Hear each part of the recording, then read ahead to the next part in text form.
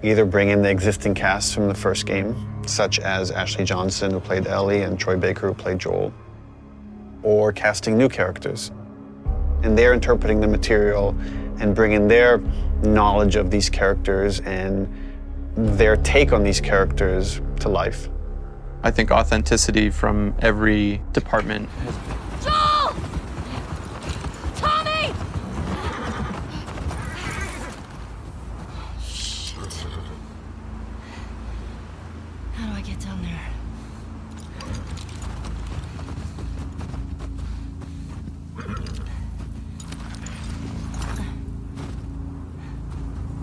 Okay, Shimmer.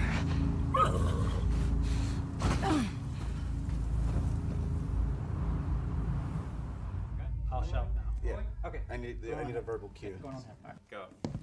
Drop.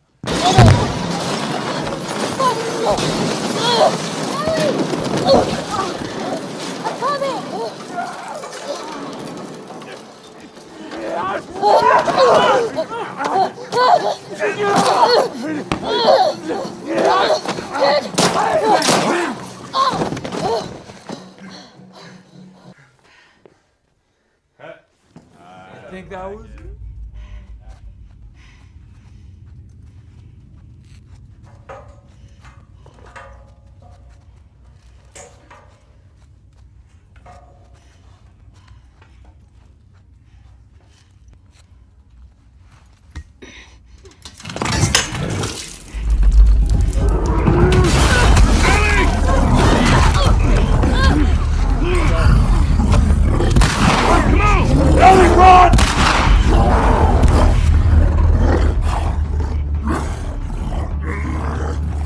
Cut.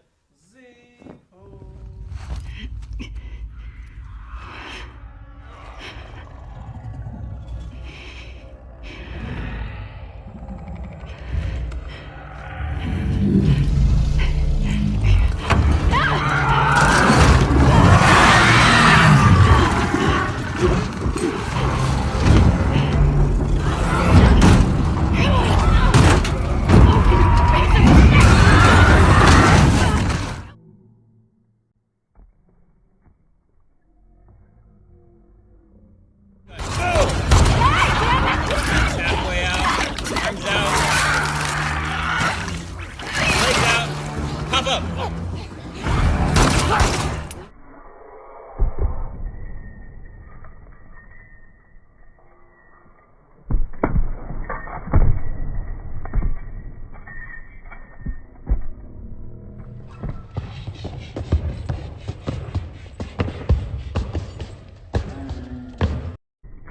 This is The Last of Us Part 2 in its early production phase. This footage is from 2017, at a point in development where Naughty Dog had a wildly different idea of what The Last of Us Part 2 would be, including a bigger focus on the open world. At the height of development, individual members of the team were forced to push out over 40 pages of dialogue every single day. Today, I will answer the question of how the development of The Last of Us Part 2 pushed the envelope of what a video game is, but also at the same time, irrevocably damaging every single person who helped achieve this level of excellence.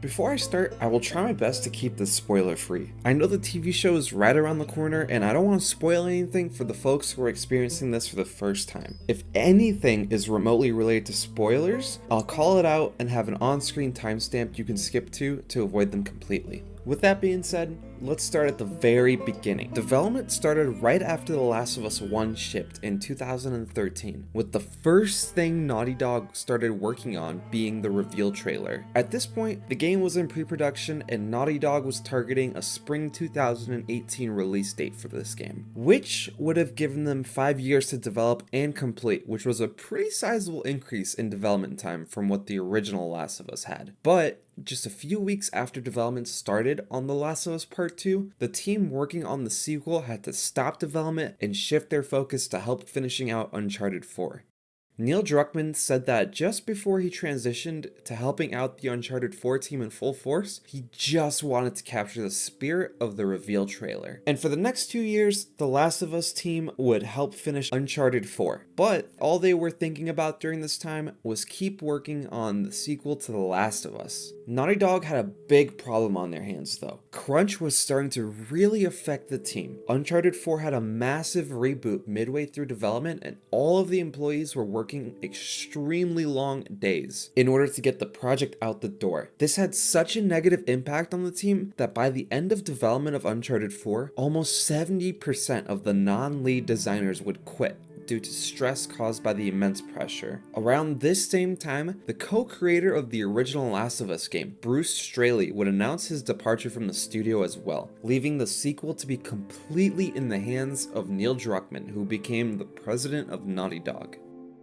Despite the challenges during its development, by November of 2016, Uncharted 4 had released and the team had officially begun full production on The Last of Us Part 2, starting with the work they had begun on the reveal trailer. Just a month later, they would announce The Last of Us Part 2 officially at PSX. Every time Naughty Dog shows off one of their games to the public, it has to be one of the best looking trailers in the industry. In this case, since the trailer was one of the first things to be worked on for the game, it forced the teams into defining the look of their game, the location where it takes place, the way Ellie looks, and the emotions that the game will try to invoke throughout the player's experience. In hopes of not repeating the same mistakes made during the development of Uncharted 4, Neil Druckmann and the other higher-ups at Naughty Dog came together and mapped out the entire game, with key milestone achievements defining their success. This is one of the most successful pre-production phases of development Naughty Dog ever had, with the entire beginning, middle, and end of the game being finalized during this phase.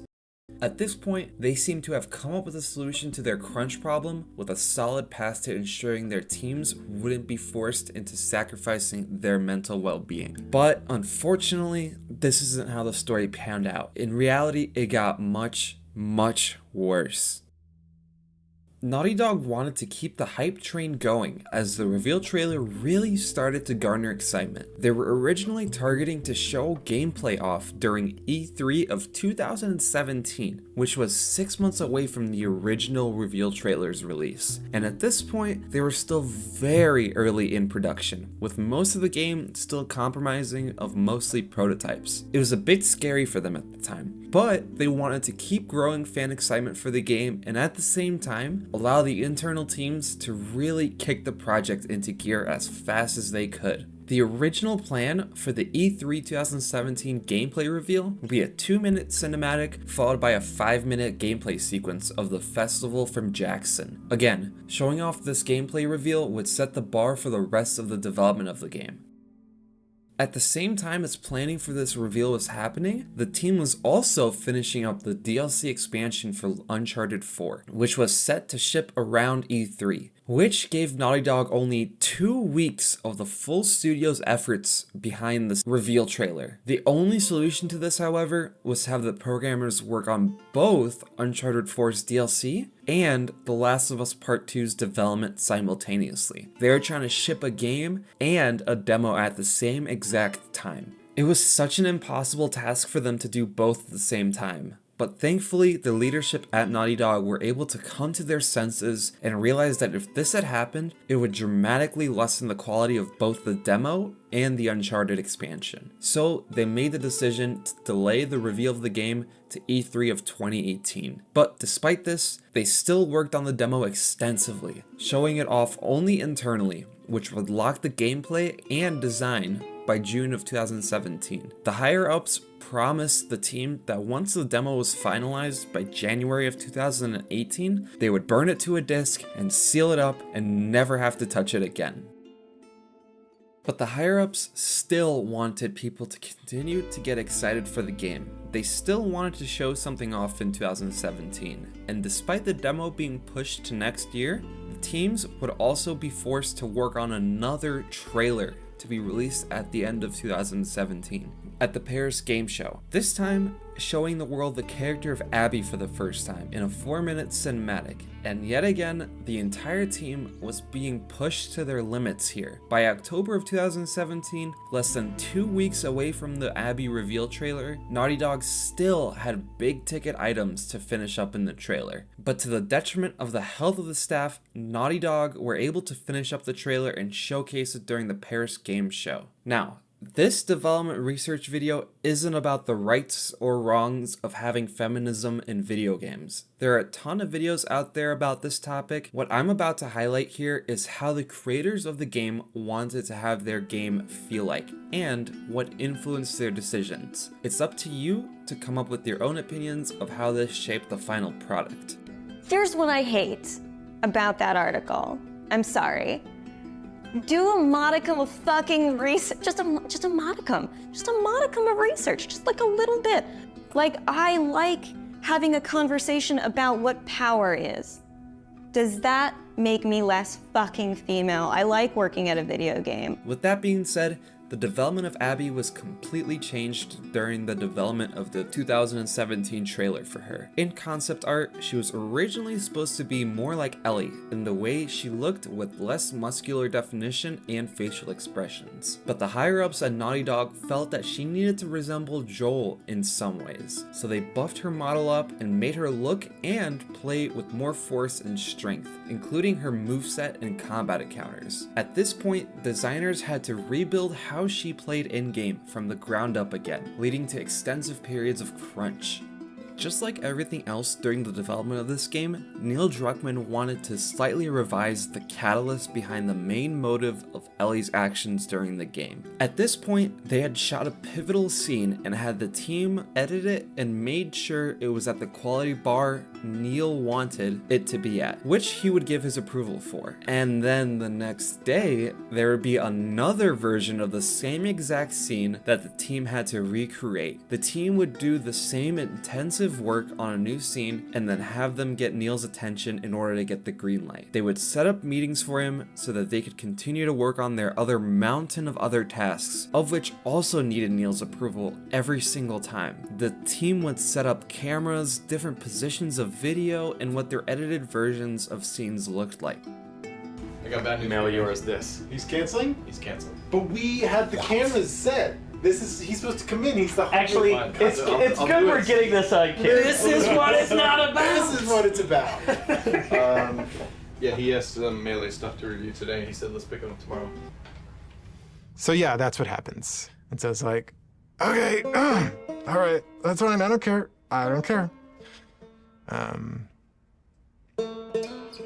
Yeah.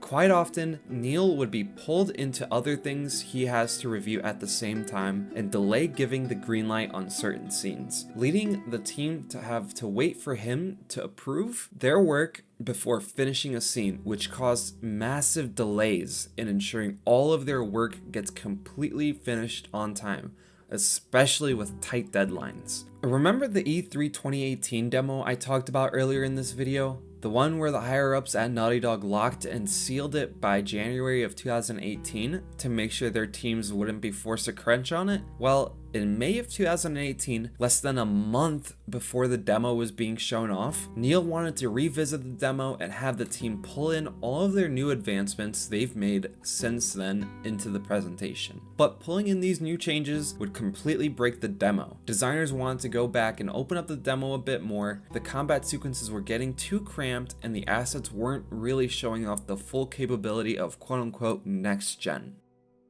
According to Jason Schreier, who wrote a report on the crunch of Naughty Dog during the development of The Last of Us Part 2, by the end of 2018, most departments at the studio were in full crunch mode, spending extra hours at the office to keep up with all of their tasks. People had to work late because they had more to do than they could fit into a standard workday. Employees would come in wearing sick masks so they can keep working even with bad coughs. There was the designer who couldn't leave until they received feedback from the director, who were tied up in meetings all day and couldn't look at the build until 6 or 7 p.m. There was the animator who got stuck at the office waiting for their work to be implemented in the game by scripters and designers. There were artists giving one another assignments, explosions and gunshots, and hey, could you make it so this cutscene looks just right? The worst part of the crunch culture at this point was that despite the staff working unhealthy working schedules on portions of the game for weeks on end, they would ultimately find out that their work was entirely for nothing, as higher-ups have decided to cut or overhaul their work completely, and they wouldn't have even found out for days or weeks that their work was trashed. The Naughty Dog team was officially in full crunch mode again. The first ship date of the game was for spring of 2018, which eventually got pushed back to winter of 2019 in 2017. Well, now spring of 2019 was here, and the teams still had massive amounts of work to do. Everybody on the team felt that the winter of 2019 release date was just not realistic with how big the game was shaping to be, and the amount of work that still wasn't complete. The staff was at the height of putting in long, grueling hours. This absolutely was having a negative impact on the development of the game, so Neil decided to delay it by 3 months to February of 2020. But this delay wouldn't be without consequences. Since the higher-ups wanted to continue to have hype for the game and remain high, they requested the team make 2 major press demos and a trailer, while they were working hard at finishing up the entire game. By November of 2019, with the new February release date, the whole studio was exhausted. There were times where individual contributors were writing 40 pages of dialogue every single night. And to make matters worse, as the team was working towards content completion and almost achieving it, COVID hit, and everybody had to work from home. But Naughty Dog was never built to be a studio that had the ability to work from home. The game was in only one location, at the studio, in a server that can only be accessed while at the facility. And at the same time, Sony's ability to publish the game was also shut down, as the pandemic had an impact on the creation of physical discs. So Naughty Dog had to delay the game indefinitely. At the same time, Naughty Dog was going fully remote around February of 2020, leaks of the game started emerging. At first, it was mainly just gameplay clips of mechanics and small tidbits of cutscenes from the game, but eventually, one clip got leaked that set the entire internet on fire. This clip does contain spoilers, so if you're trying to avoid them, skip to the timestamp on screen now. The death of Joel was put out for anybody to see. Not only was Joel's death available to watch, but Abby was also seen as the person who killed him. And we got leaked clips of gameplay as Abby during this time too. At this point, the entire internet was completely against the idea of this event occurring. Not only were they against it, everybody was furious. The Last of Us community was asking themselves, if Naughty Dog had ruined this game, which is a pretty fair reaction to have. Killing off Joel, the primary character of the game, and having you play as the character that killed him was a major change in what we've experienced from the first game. The person who leaked this video said that the only reason why they did it was that they were a fan of the game and wanted to force Naughty Dog to release the game sooner. Immediately following the leaks, Naughty Dog would put out a statement stating that no matter what the leaks were, the final experience would be worth the wait and to drown out the leaks. But the damage was already done. The Last of Us Part 2 already had a negative reaction to the story before the game even came out. But despite this, Naughty Dog was still able to finalize the game within the next couple of months and ship it to players in June of 2020. The game, from start to finish, prioritized getting this out to players at the detriment and deterioration of the health of the staff, only for it to be completely filled with hatred and disdain for the studio just 2 months out of release. The opinion of the entire Last of Us franchise had been tarnished for eternity. After releasing the game, Naughty Dog was forced to completely reinvent the way they made games, not because they wanted to, but because the pandemic forced them to accompany remote work. Since at this point, they were drastically changing their work style, they also took this time to figure out why crunch was happening at the studio and how to stop it going forward. They brought on the principal level role, which helped separate each team out into their individual buckets more, and instead of consistently being pressured to polish things, they now had the ability just to say, this is what our team was able to accomplish during this time, and that's it. As much as I dislike the reason why this game leaked, it's a bit interesting to look back at it with the full development history of the game in mind. On one hand, you had a team that was being grinded down in order to add more features and endless revisions, causing the development timeline to balloon massively. And on the other hand, you had a person who had a technical background trying to figure out anything they possibly could about this game because they were so excited to play it and they had no idea this level of crunch was happening, which was causing the massive development timeline. It seems that in an effort to make this game as perfect as it could possibly be at the health of their staff, the higher-ups at Naughty Dog were blindsided by the fact that they wouldn't just be causing a negative impact on their workers, but also their fans. Going forward, we don't know if these pledges to eliminate crunch from their games has taken shape. It's been almost 5 years since Naughty Dog released The Last of Us Part 2, and during this time, they were working on a Last of Us Online experience. The game would ultimately be cancelled in 2023, and Naughty Dog would shift focus of their studio towards a brand new IP, Intergalactic, with a teaser trailer shown off at the end of 2024. Will the studio be forced into long hours again for this game? Only time will tell, but if there's one key takeaway from this video, it's that despite Naughty Dog consistently pushing the envelope of what a game is, how will they do it without imploding their teams again?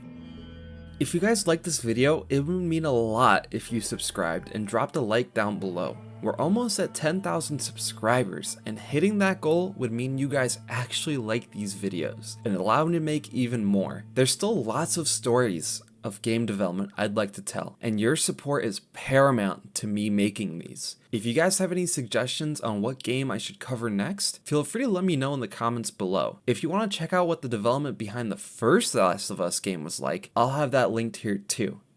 Thank you.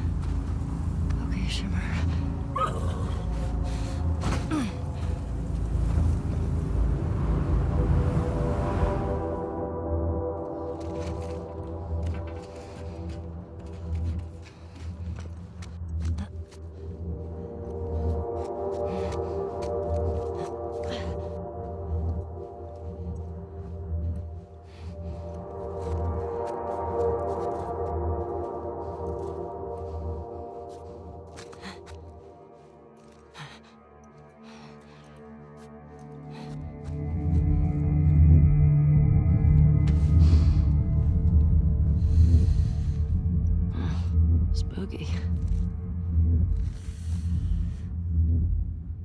No way.